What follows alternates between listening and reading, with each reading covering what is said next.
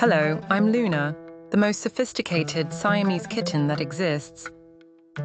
Olfactory preview, the scent of hot plastic, electric ozone, and the rancid trail of an artificial intelligence, vainly attempting to quantify the perfection of my Siamese temple lineage. The dignity scanner.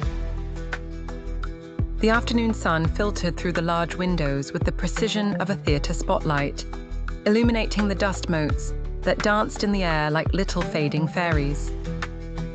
I was there, of course, reclining on the blue velvet of my personal chaise longue, which the human insists on calling the sofa, practicing the absolute stillness that only beings of royal blood master. My coat, a symphony of cream and chocolate tones, absorbed the warmth with an elegance no electronic device could ever emulate. And yet, there it was, that device. The human, in a display of technological naivety, bordering on the pathetic, had installed a small white sphere in the corner of the ceiling. "It's to look after you, Luna," he murmured while fiddling with his phone, that object which consumes his mediocre existence. "It has pet detection through artificial intelligence."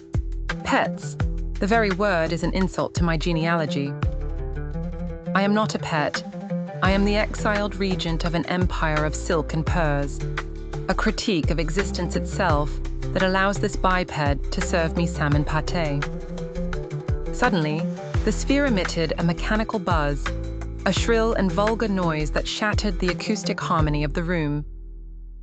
I saw its lens, a soulless glass pupil, rotate with a digital spasm to focus on me. A small red LED lit up, blinking like a feverish eye. The camera believed it had detected me. Poor silicon processor. It recorded my weight, my volume, and my movement, translating my presence into a series of ones and zeros devoid of nuance. To the algorithm, I was simply a feline subject moving through space, a variable on a two-dimensional plane. I rose with calculated slowness, stretching my limbs with the flexibility of a Paris opera ballerina. Every fiber of my being was tense, but my expression remained unperturbed. I walked towards the camera, allowing the little motor to work overtime to follow the trail of my tail, which flicked with a rhythm of rhythmic disdain. I stopped just beneath it and lifted my gaze. The lens watched me but saw nothing.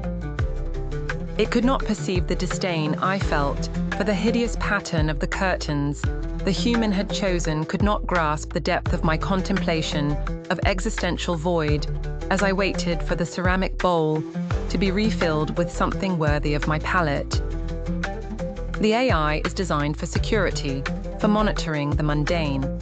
But beauty, true sophistication, requires a soul that can half close for pure sensory pleasure. How can code understand the texture of fine linen beneath my claws, or the complex aroma of pâté that has been out 5 minutes too long? The camera only sees movement. It does not see my story, does not see the centuries of veneration in the temples of Siam that flow through my veins. To the human, who was looking at his screen in another room, I was a notification on his phone.